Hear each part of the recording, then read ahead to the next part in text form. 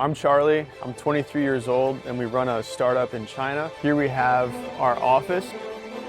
This is our beautiful office here. Please show the office, Luna. We technically work inside of a small cave, but the exterior is gorgeous. I think the building is owned by some sort of fancy foreign design company, so we're afforded the luxuries for a small price. And of course, our business is in the center of Shanghai, so we have a bunch of restaurants and stuff nearby. She's late for work. I'm not late for work. Luna's never late for work. That's the intern behind the camera. All right, something cool is here we got, it's like a big table full of packages and food bags, and they're just out in the open. Anyone can steal them. It's a China thing. There's just stuff everywhere. No one steals it. It's awesome. So I got a face scan here. Top floor, 6th floor. They put us on the 6th floor, but we live in a cave. We'll show you the cave in a minute. 验证成功. Over and over. All right, here's the office. This is actually how we work. Anybody want coffee? All right, cool. I'm gonna show you guys the coffee machine. This is our coffee machine. It's free, but the coffee is terrible. All right, let's go check out the office. Okay, here's our office. It fits 3 people, technically 4 people. We got it a month ago. We bargained a very good price. And here it's in a Chinese WeWork. Many people say that WeWork was a failure in the West, but it's actually a big success in China. And they have great amenities besides the coffee. Here's my workstation. I've got 2 coffees. Luna, behind the camera, didn't want a coffee, so now I have to drink 2. I'm gonna be super wired when we go to the event later. Stay tuned. We're gonna go to a big event. So here's my workstation. This is where we do all of our most important work at Midian.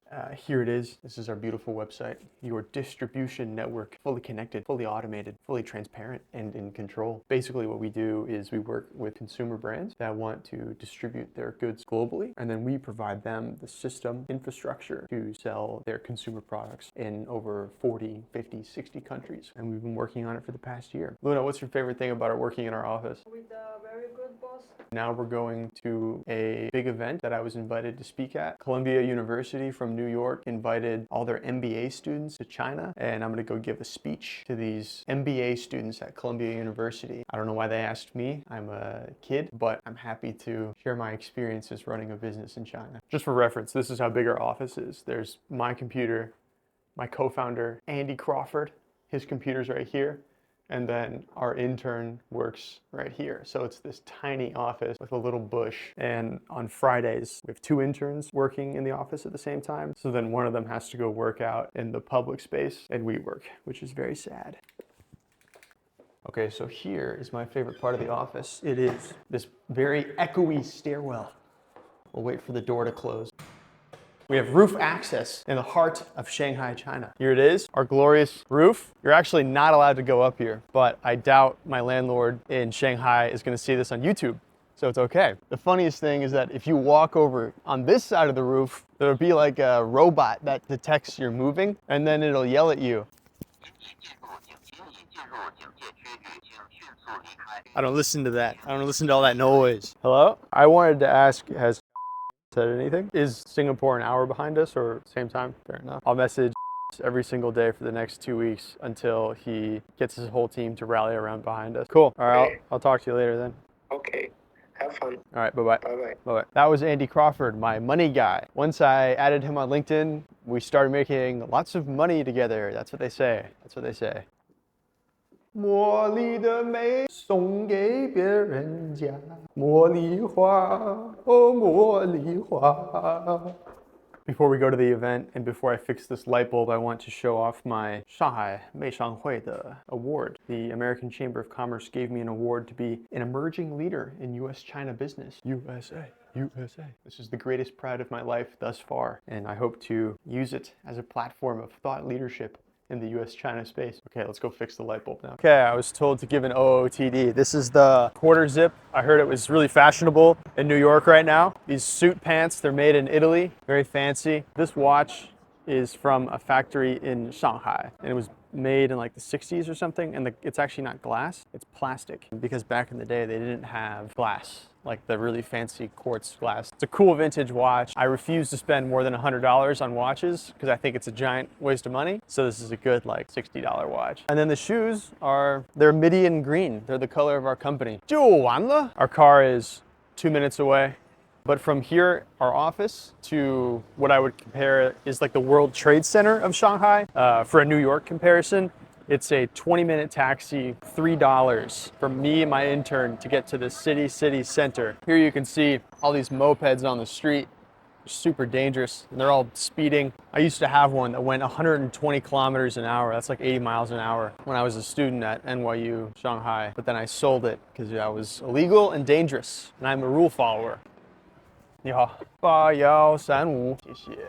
We're headed to the IFC, that's the International Financial Center of Shanghai. Today the event we're talking at is hosted by Columbia University's MBA program, and they reached out to me because they knew I was a young American entrepreneur in China, and they thought it would be interesting to see what's that like? And I'll share those thoughts today. I've been living here for about 7 years. I came to China under the National Security Language Initiative Scholarship, which is to bring young Americans to countries where the language is critical for American national security. So back then there was a program in 2019 to bring young Americans to a public high school in Beijing. I was one of the last classes of American students to attend this program before Trump shut it down in 2020. That was that. I had spent a year at a public Chinese high school. I loved it.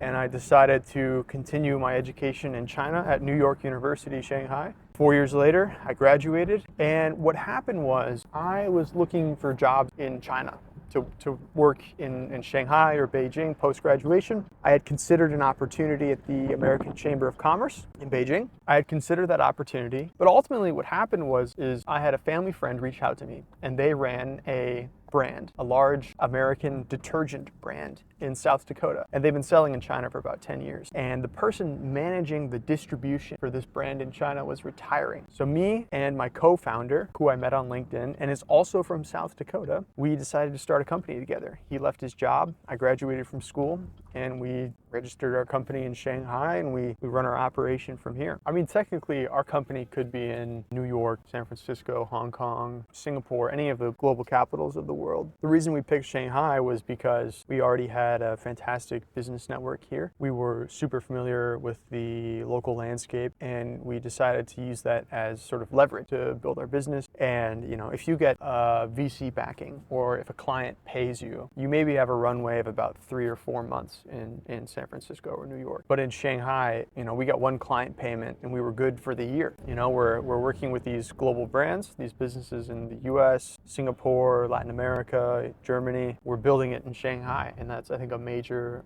leverage point that most people don't have. All right, we just arrived at the IFC Mall. We're about to go check out the HSBC headquarters. Behind us is the Pearl Tower. I think that used to be the world's 3rd tallest building. Maybe it was the biggest building in China at some point, I can't remember. But we'll go show you the bund and everything later. Now we're gonna go into the event. We're gonna check it out. 那个活动在这里吗？没有，就是很多国际品牌，他们在40多、50多国家有经销商，有很多不同的分销商、经销商的渠道。怎么管理他们？就是我们开发了一个平台，你通过我们的平台可以管理你全球的经销商。People say that NYU is for people that didn't get into Columbia, but I went to NYU Shanghai, which I think is better. Don't hate me for that. Okay, so we actually ended up losing the audio for this part of the video, but the Columbia University students asked many interesting questions, and I was able to very freely share my life story and my experiences working here. Later on, we added WeChats, we talked, and then we got to take a group photo at the end.